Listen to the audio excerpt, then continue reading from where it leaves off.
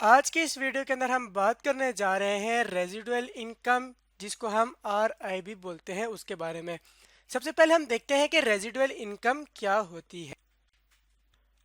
Residual income एक ऐसी amount of net income होती है जो हमारे पास कैलकुलेट होती है कब, after deducting cost of investment. यानी कि जो हमारे पास इन्वेस्टमेंट की कॉस्ट होती है उसको जब हम नेट इनकम से लेस कर देते हैं तो जो हमारे पास अमाउंट आती है वो रेजिडुअल इनकम कहलाती है। इसको समझने के लिए हम एक एग्जांपल लेते हैं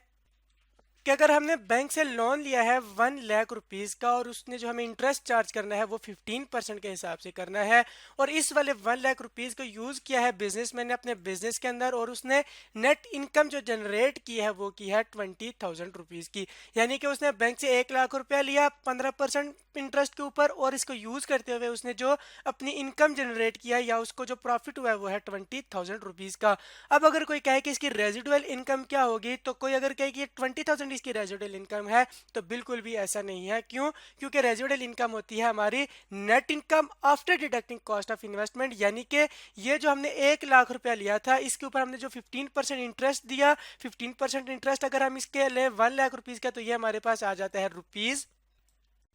15,000 आ जाता है। और अगर हमने इस 1 लाख रुपए को इन्वेस्ट करने के बाद 20,000 की इनकम जनरेट की है, तो अब हमने ये जो इंटरेस्ट देना है इसको ये भी हम अपनी इस इनकम में से लेस करेंगे, तो जो हमारे पास रिजल्टेंट यानी रिमेनिंग आ जाएगा ₹5,000 जो हमारे पास बच जाएंगे, यानी हमारे लिए रेजिडुअल होंगे। तो यही इस बिजनेस के लिए रेजिडुअल इनकम कहलाएगी।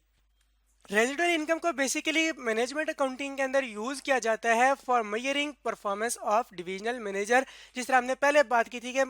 कंपनी के अंदर मुख्तलिफ तरह के डिवीजन होते हैं, तो हर डिवीजन के लिए मैनेजर को असाइन किया जाता है कि आपकी जिम्मेदारी है इस डिवीजन को देखना और इसकी प्रॉफिटेबिलिटी को देखना। तो उस मैनेजर की जो परफॉर्मेंस है उसको जज करने के लिए क्या करती है कंपनी, वो उनकी रेजिडुअल इनकम कैलकुलेट करती है। और उसको कैलकुलेट करने के लिए हमारे पास फार्मूला होता है कि जी कंट्रोलेबल प्रॉफिट ऑफ डिवीजन, यानी कि डिवीजन ने जो प्रॉफिट कमाया हुआ होता है वो उसमें से लेस किया जाता है क्या, cost of capital charge to division. और जो उस डिवीजन ने अपने एसिड यूज किए होते हैं और उस एसिड को जिन कैपिटल के जरिए फाइनेंस किया गया होता है उसकी जो कॉस्ट होती है, जिस तरह हमने ऊपर 15% ली थी, बिल्कुल इसी तरीके से उसकी कॉस्ट लेस की जाती है उसके प्रॉफिट से। तो जब उसके बाद रिमेनिंग अमाउंट आती है जो बची हुई आती है वो रेजिडुअल इनकम कहलाती है उस डिपार्टमेंट की।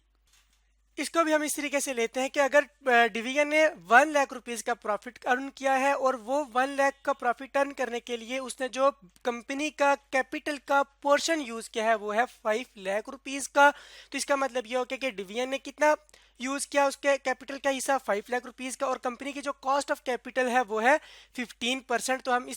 ये देख सकते हैं कि जब 5 लाख को 15% के साथ मल्टीप्लाई करेंगे तो हमारे पास कॉस्ट ऑफ कैपिटल जो कि चार्ज या डिवीजन को वो आ जाएगी, और वो आएगी हमारे पास 75,000 रुपीज़ की। जब हम 1 लाख रुपीज़ जो उसका प्रॉफिट है उसमें से कॉस्ट ऑफ कैपिटल लेस कर देंगे तो हमारे पास जो 25,000 रुपीज़ बच जाएंगे, ये क्या कहलाएगी, ये इस बिजनेस के अंदर ये जो डिवीजन है उसकी रेजिडुअल इनकम कहलाएगी।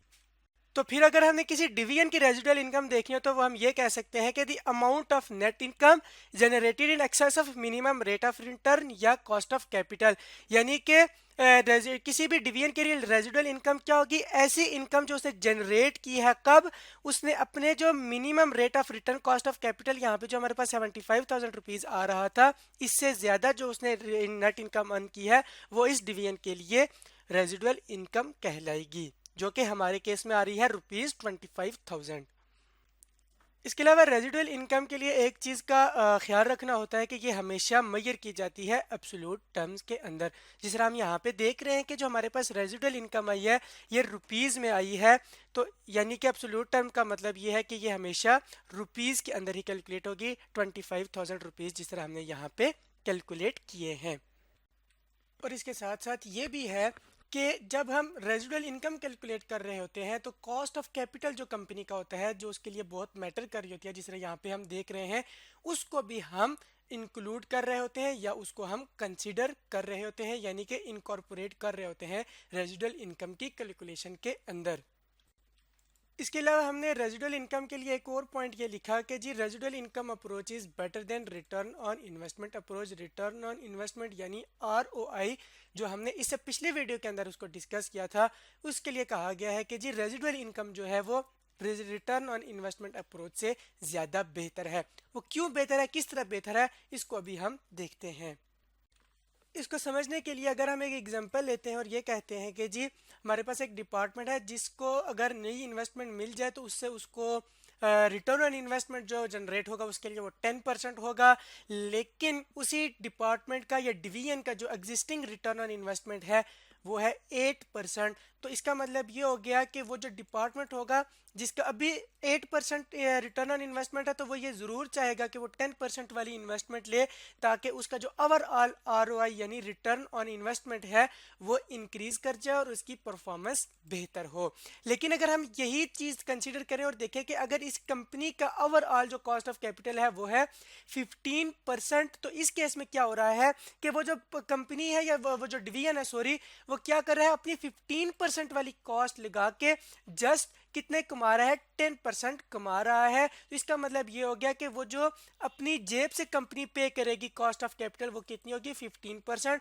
और ये 15% ओवरऑल कंपनी के लिए नुकसानदेह है, उसके लिए ये सूटेबल नहीं है। जबकि डिवीजन जो है वो अगर ROI की बेसिस के ऊपर डिसीजन ले रहा है तो उसका ROI तो इंक्रीज हो रहा है, लेकिन ओवरऑल कंपनी के लिए वो फायदेमंद नहीं है, वो कंपनी के लिए नुकसानदेह है। तो इस तरीके से हम ये कह सकते हैं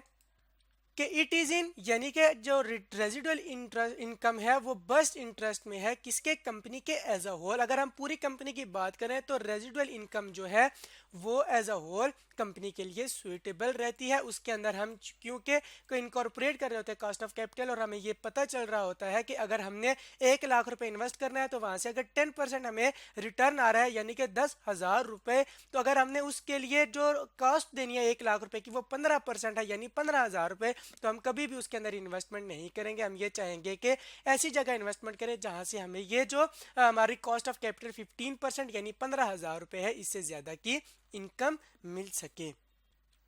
इसके साथ साथ रेजिडुअल इनकम का एक ड्रॉबैक है वो ये कि इस रेजिडुअल इनकम को यूज करते हुए डिफिकल्ट है कंपेयर करना डिफरेंट डिवीजन को on the base of ROI, यानी कि रेजिडुअल इनकम की बेसिस के ऊपर डिफरेंट डिवीजन को यानी दो या दो से ज्यादा डिवीजन को एक दूसरे के साथ कंपेयर करना मुश्किल हो जाता है। क्यों मुश्किल हो जाता है, क्योंकि हम देख सकते हैं कि अगर एक डिवीजन है उसका साइज बड़ा है यानी कि उसके अंदर इन्वेस्टमेंट ज्यादा कैपिटल की हुई है तो वो ज्यादा इनकम जनरेट करेगा, और अगर एक बिजनेस एक डिवीजन है उसके अंदर अगर कम कैपिटल इन्वेस्ट हुआ है तो जाहिर सी बात है वो कम ही जो है वो अपनी इनकम जनरेट कर पाएगा। और इसका दूसरा वजह यह है क्योंकि ये एब्सोल्यूट टर्म में जिस तरह हमने पहले बात की रुपीज में मेजर होती है, तो अगर जोन सा डिवीजन ज्यादा पैसे कमा रहा होगा ज्यादा इनकम अर्न कर रहा होगा तो हम उसको अपेरेंटली समझेंगे कि यही उससे बेहतर है। हो सकता है कि वो ज्यादा वाला कैपिटल यूज करे और ज्यादा इनकम इसलिए वो जनरेट कर रहा है।